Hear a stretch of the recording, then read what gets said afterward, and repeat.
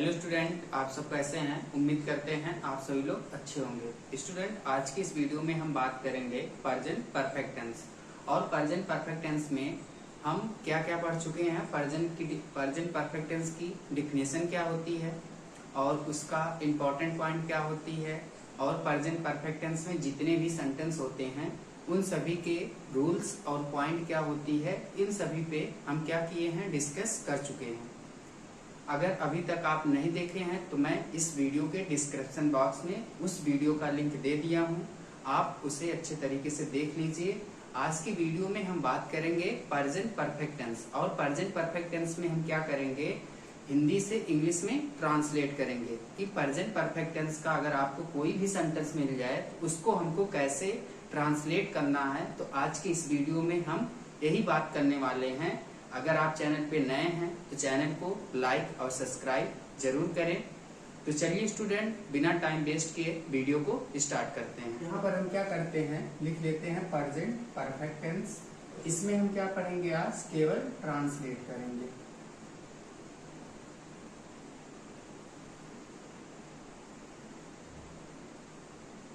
Translate करने से पहले मैं आपको एक चीज और बता दे रहा हूँ।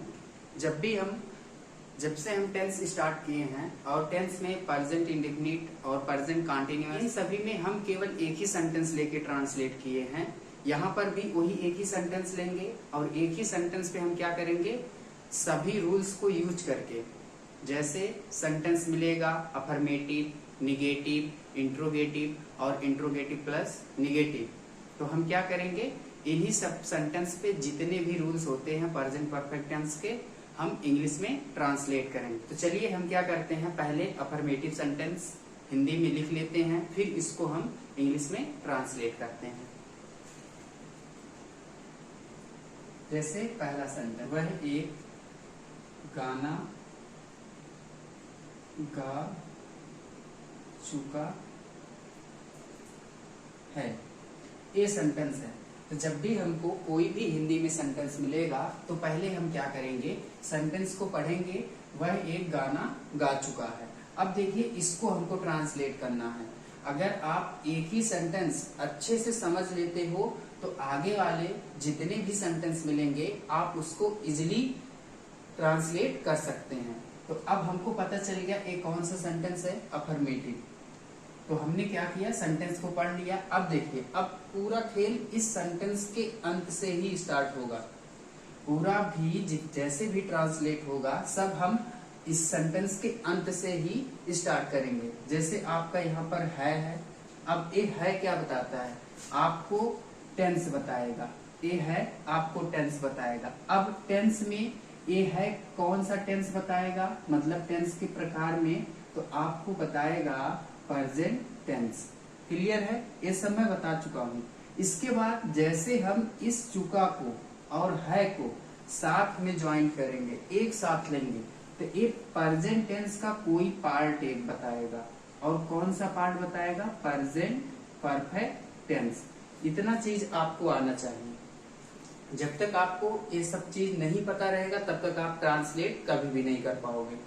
तो ये आप प्रेजेंट टेंस में मैं आपको बता भी चुका हूँ। ये चुका क्या बताता है, प्रेजेंट टेंस की पहचान बताता है। क्लियर है, किसकी, प्रेजेंट परफेक्ट टेंस की पहचान। अब आपको पता चल गया कि एक किस टेंस में है, प्रेजेंट परफेक्ट टेंस में है। अब आपको करना क्या है, ये सेंटेंस कौन सा, अफर्मेटिव। तो मैं अभी पिछली वीडियो में बताया था कि अफर्मेटिव सेंटेंस का रूल क्या होता है। इस रूल को हम क्या करते हैं, लिख लेते हैं। यहाँ पर मैं रूल बता चुका हूँ, आपको स्क्रीन पे दिखाई दे रहा होगा रूल। तो हम क्या करते हैं, उसी रूल के हेल्प से इस सेंटेंस को ट्रांसलेट करते हैं। देखिए, रूल में पहले आपको आया होगा सब्जेक्ट। अब इस हिंदी वाक्य में आपको ढूंढना पड़ेगा सब्जेक्ट, कि सब्जेक्ट कहाँ पर है। तो आपका ये वह क्या है, सब्जेक्ट है, और वह की इंग्लिश क्या होती है, ही। ठीक है, इसके बाद आपको क्या यूज करना है, हेल्पिंग वर्ब। रूल में आगे क्या दिया है, हेल्पिंग वर्ब। अब हमको हेल्पिंग वर्ब लगाना है, तो हेल्पिंग वर्ब में आपको दो हेल्पिंग वर्ब दी है, एक हैज, एक हैव। अब इसमें से कोई एक यूज करना है। तो उसको हम कैसे यूज करते हैं, इस सब्जेक्ट के अनुसार यूज करते हैं कि सब्जेक्ट सिंगुलर है कि प्लूरल है। अगर सब्जेक्ट सिंगुलर रहेगा तो वहां पर हैज का यूज करते हैं, अगर सब्जेक्ट प्लूरल है तो वहां पर हैव का यूज करेंगे। तो यहाँ पर देखिए सब्जेक्ट क्या है, सिंगुलर है, इसके साथ हम क्या करेंगे, हेल्पिंग वर्ब हैज का यूज करेंगे। यहाँ तक क्लियर। इसके बाद देखिए रूल में आपको दिखाई दे रहा होगा वर्ब की थर्ड फॉर्म। अब इसमें आपको हिंदी वाक्य में वर्ब ढूंढना है। वर्ब क्या है, गाना। तो गाना की इंग्लिश क्या होती है, सिंग। अब सिंग का थर्ड फॉर्म क्या होगा, संग। क्लियर है। अब इसके बाद आपका ऑब्जेक्ट है, तो ऑब्जेक्ट क्या है, ए सॉन्ग या आ सॉन्ग। ए आपका हो गया ट्रांसलेट। क्लियर है। इसके बाद हम दूसरे सेंटेंस की बात करते हैं जो निगेटिव सेंटेंस है। वह है एक गाना नहीं गा चुका है। अब देखिए हमको निगेटिव सेंटेंस को ट्रांसलेट करना है। निगेटिव सेंटेंस कैसे पहचानते हैं, सेंटेंस के बीच में आपको क्या दिखाई देगा, नहीं। इससे हम पहचान लेते हैं कौन सा सेंटेंस हुआ, निगेटिव हुआ। अब वही जो ऊपर स्टेप जितना हम यूज किए हैं, मतलब कैसे सेंटेंस को पहचानेंगे, किस टेंस में है, किसका पार्ट है, सेम यहाँ पर भी वही प्रोसेस होगी। हम क्या करेंगे, सेंटेंस को पढ़ेंगे, इसके बाद हम क्या करेंगे, लास्ट में पूरा खेल इसका छुपा हुआ है। हम क्या करेंगे, लास्ट में देखो है मिला, ये है क्या बताता है, टेंस बताता है। अब टेंस में कौन सा पार्ट प्रकार है, प्रेजेंट टेंस है कि पास्ट टेंस है, तो यहाँ पर है हमेशा क्या बताएगा, प्रेजेंट टेंस। अब प्रेजेंट टेंस यहाँ तक आपको पता चल गया, और प्रेजेंट टेंस में भी पार्ट होता है, तो इस चुका मतलब चुका है, तो ये क्या बताएगा, प्रेजेंट परफेक्ट टेंस। ये प्रेजेंट परफेक्ट टेंस का पहचान है। अब आपका निगेटिव सेंटेंस है, तो अब हम क्या करेंगे, निगेटिव सेंटेंस का यहाँ पर रूल लिखेंगे और उसके बाद ट्रांसलेट करेंगे। तो रूल आपको स्क्रीन पे दिखाई दे रहा होगा निगेटिव सेंटेंस का। तो पहले रूल में क्या आया, सब्जेक्ट। तो सब्जेक्ट क्या है यहाँ पर, वह की इंग्लिश क्या है, ही। ये क्या है, सिंगुलर, सिंगुलर के साथ हैज। इसके बाद देखिए हेल्पिंग वर्ब के साथ क्या है, नॉट, क्योंकि ये निगेटिव सेंटेंस है। इसके बाद वर्ब की थर्ड फॉर्म संग,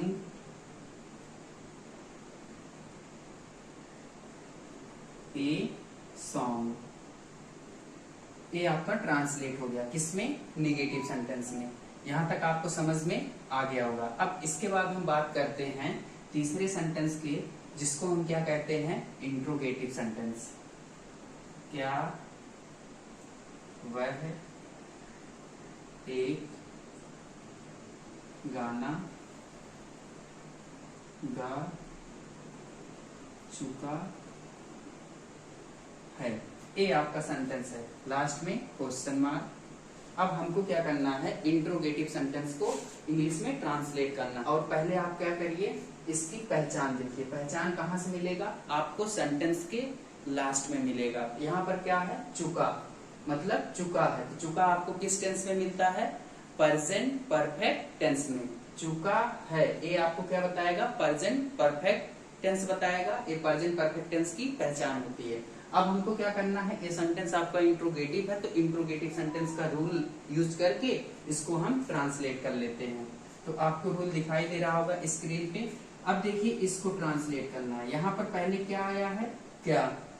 अब क्या के स्थान पे आपको क्या यूज करना है, रूल में आपको दिखाई दे रहा होगा हैज या हैव, मतलब हेल्पिंग वर्ब।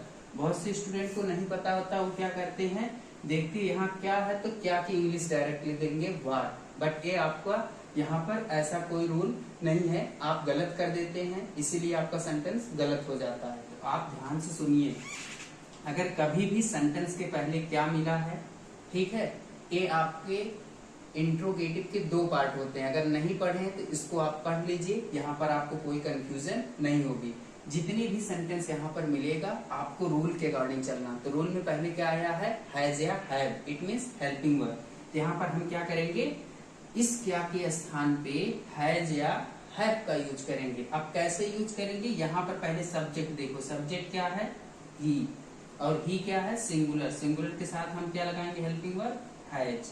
ठीक, अब पहले हेल्पिंग वर्ब हुआ, फिर सब्जेक्ट हुआ। अब इसके बाद रूल में आपका वर्ब की थर्ड फॉर्म है, तो वर्ब क्या है, गाना, तो यहाँ पर हो जाएगा संग। अब ऑब्जेक्ट क्या है, ए सॉन्ग,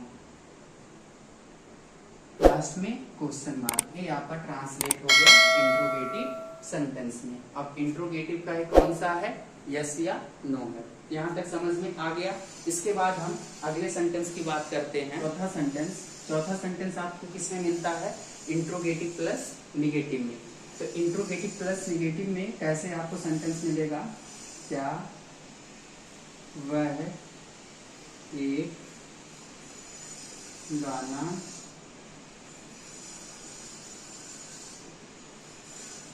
नहीं गा चुका है। क्लियर है। यहां लास्ट में क्वेश्चन मार्क। अब देखिए इसको हमको क्या करना है, ट्रांसलेट करना। जैसे अभी आप इंट्रोगेटिव सेंटेंस को यहाँ पर ट्रांसलेट किए हो, सेम ऐसे यहाँ पर ट्रांसलेट करना है। बस इसमें हुआ क्या है, केवल नहीं लग गया और बाकी सेम वही सेंटेंस है। इसमें ना तो कोई एसओवी भी चेंज नहीं हो रही है। एसओवी का मतलब सब्जेक्ट ऑब्जेक्ट वर्ब सब सेम है। तो जैसे यहाँ पर कॉन्सेप्ट वही लगाए हैं तो वही कॉन्सेप्ट यहाँ पर भी यूज होगा। क्लियर है। अब देखिए रूल आपको स्क्रीन पे दिखाई दे रहा होगा इस सेंटेंस का। अब उस रूल के अकॉर्डिंग हम क्या करते हैं, ट्रांसलेट कर लेते हैं। अब क्या क्या स्थान पे हम क्या करेंगे, हेल्पिंग वर्ब हैज का यूज करेंगे। अब क्यों यूज करेंगे, क्योंकि यहाँ पर जो आपका सब्जेक्ट है ये सिंगुलर है, ठीक है, इसके वजह से हेल्पिंग वर्ब हैज का यूज हुआ। अब इसके बाद हम क्या करेंगे, नॉट यूज करेंगे। तो यहाँ पर ध्यान से सुनिएगा, बहुत से स्टूडेंट क्या करते हैं, गलत कर देते हैं कि नॉट कहाँ यूज करना है। तो कुछ लोग तो जिसको नहीं पता होगा वो क्या करता है, इस हैज के बाद जस्ट नॉट का यूज करता है। तो ऐसा भी कोई स्टूडेंट के दिमाग में चल रहा तो उसका गलत है। यहाँ पर हम कभी भी नहीं नॉट का यूज करेंगे, इसलिए क्योंकि ये आपका इंट्रोगेटिव है। और आपको रूल में भी दिखाई दे रहा होगा कि सब्जेक्ट के बाद नॉट है, ठीक है। कभी भी आप गलती से इंट्रोगेटिव सेंटेंस में हैज के बाद नॉट नहीं यूज करना है, आपको सब्जेक्ट के बाद नॉट यूज करना है। इसके बाद वर्ब की थर्ड फॉर्म होगी। अब गाना मतलब गाता है, उसकी इंग्लिश क्या होती है, संग। यहाँ पर थर्ड फॉर्म सब में लगेगा। इसके बाद ऑब्जेक्ट क्या है, ए सॉन्ग। ये आपका ट्रांसलेट हो गया किसमें, इंट्रोगेटिव प्लस निगेटिव में। तो यहाँ तक आप लोग को समझ में आ गया होगा। अब इसके बाद आपका एक सेंटेंस और है जिसको हम WH क्वेश्चन में पढ़ते हैं। तो WH क्वेश्चन का अभी मैं आपको ना तो पॉइंट बताया हूँ और ना ही रूल बताया हूँ। यहाँ तक आप लोग को समझ में आ गया होगा। जितना मैं पिछले वीडियो में रूल बताया था, सभी सेंटेंस का रूल्स है और सभी सेंटेंस है। ये देखिए, आपको पहला सेंटेंस अफर्मेटिव है, दूसरा आपका है निगेटिव है और तीसरा आपका है इंट्रोगेटिव सेंटेंस। और आपका ये जो चौथा सेंटेंस है इंट्रोगेटिव प्लस निगेटिव सेंटेंस है, ठीक है। यहाँ तक आप लोग को समझ में आ गया होगा। इसके बाद हम बात कर लेते हैं WH क्वेश्चन का। उसमें पॉइंट क्या होती है और रूल्स क्या होता है, उसके बारे में समझ लेते हैं। एक इंट्रोगेटिव सेंटेंस का सेकंड पार्ट है, इंट्रोगेटिव का सेकंड पार्ट है जिसको हम WH क्वेश्चन कहते हैं। फर्स्ट पार्ट का हम ट्रांसलेट कर लिए हैं जिसको हम यस या नो क्वेश्चन के नाम से जानते हैं। अब WH क्वेश्चन क्या होता है, बहुत ही इंपॉर्टेंट है। अगर आपको ये सेंटेंस नहीं आएगा तो आपको जब भी किसी से इंग्लिश में बात करना होगा तो आप कोई भी सेंटेंस नहीं बना पाएंगे। बिना इसके मदद से आप कोई भी सेंटेंस नहीं बना पाएंगे किसी भी टेंस में। आपको जानना बहुत ही जरूरी है। इसका मैं केवल डायरेक्ट रूल बता दे रहा हूँ, पॉइंट नहीं बताएंगे। तो देखिए रूल क्या होता है। पहले हम क्या लिखेंगे, interrogative words plus interrogative sentence plus interrogative plus negative sentence, bracket में रूल्स। अब किसका रूल्स रहेगा, प्रेजेंट परफेक्ट टेंस, ठीक है। ये आपका देखिए छोटा सा ये आपका रूल है, बट यही छोटा सा रूल बहुत बड़ा है। इसमें दो रूल है। पहला रूल इंट्रोगेटिव, ये ऑब्लिक रहेगा, ठीक। Interrogative words plus interrogative sentence, ये आपका पहला रूल हुआ। इसके बाद आपका ये दूसरा रूल हुआ, interrogative words plus interrogative plus negative sentence. ये आपको मैं बता चुका हूं, ठीक है। अब इस रूल को मैं ओपन करता हूं और इस रूल को ओपन करता हूं। ओपन करने से पहले आप इस इंट्रोगेटिव वर्ड्स का मतलब क्या होता है इसको समझ लो। इंट्रोगेटिव वर्ड्स क्या होता है? What, why, who, when, where, etc. ये आपका इंट्रोगेटिव वर्ड्स का मतलब हो गया। ठीक, अब देखो यहाँ पर इसका रूल लिखना है तो पहले हम क्या करेंगे, इंट्रोगेटिव वर्ड्स लिखेंगे। और मैं आपको पीछे पढ़ा चुका हूँ और पीछे भी बता चुका हूँ इंट्रोगेटिव सेंटेंस का रूल क्या होता है। प्रेजेंट परफेक्ट में हैज या हैव प्लस सब्जेक्ट, वर्ब की third form, object plus question mark. ये आपका रूल है। ये तो आपका शॉर्ट फॉर्म में था। ऐसे सेम इसका भी है, इंट्रोगेटिव वर्ड्स प्लस हैज या हैव प्लस सब्जेक्ट, इसके बाद आपका नॉट प्लस वर्ब की third form plus object, last में क्वेश्चन मार्क। ये आपका हो गया रूल। इस छोटे से रूल का मतलब ये हुआ। अब आपको समझ में आ गया होगा कि रूल कैसे आपको याद रखना है। इसको अगर आपको पता है, पीछे सब पढ़ चुके हो, बस उसी को मैंने क्या किया हूँ, शॉर्ट फॉर्म में लिखा हूँ। अब आपको क्या करना है, एक सेंटेंस लेंगे, दो सेंटेंस पे इसको हम ट्रांसलेट कर लेंगे। एक इसका सेंटेंस बनेगा, एक इसका। वह क्या एक गाना गा चुका है। ये आपका सेंटेंस है। अब देखिए पिछले वाले सेंटेंस से इस सेंटेंस में बहुत अंतर है। पिछले वाले सेंटेंस में क्या हुआ था, जब आप इंट्रोगेटिव पढ़ रहे थे, ये क्या क्या था, सेंटेंस के पहले आया था। यही क्या सेंटेंस के पहले आया था। अब यही क्या क्या किया, इस सेंटेंस के बीच में आ गया। इसी सेंटेंस को हम क्या कहते हैं, WH क्वेश्चन कहते हैं। क्लियर है कि जो इंट्रोगेटिव वर्ड्स होता है, अगर ये सेंटेंस के बीच में आ जाए तो ये WH क्वेश्चन कहलाता है। अब इसका रूल क्या होता है, रूल अभी मैं पीछे आपको बताया हूँ और रूल आपको स्क्रीन पे दिखाई दे रहा होगा। उसी रूल की हेल्प से हम क्या करेंगे, ट्रांसलेट करेंगे। रूल में पहले आपको क्या मिला है, रूल में पहले आपको क्या मिला, इंट्रोगेटिव वर्ड्स। अब इस सेंटेंस में ढूंढो इंट्रोगेटिव वर्ड्स क्या है, क्या, और क्या की इंग्लिश क्या होती है, व्हाट। क्लियर है। अब आपको क्या करना है, इंट्रोगेटिव सेंटेंस का रूल यूज करना है। तो हम कैसे रूल यूज करते हैं, रूल के अकॉर्डिंग चलेंगे। तो यहाँ पर हो गया हैज, इसके बाद आपका सब्जेक्ट क्या हो गया, ही। क्लियर है। इसके बाद हम क्या करेंगे, ये आपका सब्जेक्ट हो गया। सब्जेक्ट के बाद वर्ब की थर्ड फॉर्म, वर्ब की थर्ड फॉर्म क्या है, संग, और ऑब्जेक्ट क्या है, ए सॉन्ग, और लास्ट में क्वेश्चन मार्क। ये आपका हो गया ट्रांसलेट WH क्वेश्चन में। क्लियर है। इसके बाद हम दूसरे सेंटेंस की बात करेंगे। सेम यही सेंटेंस रहेगा, बस इसमें हम क्या करेंगे, केवल नहीं का यूज कर देंगे। तो यही सेंटेंस लिख लेते हैं, वह क्या एक गाना नहीं गा चुका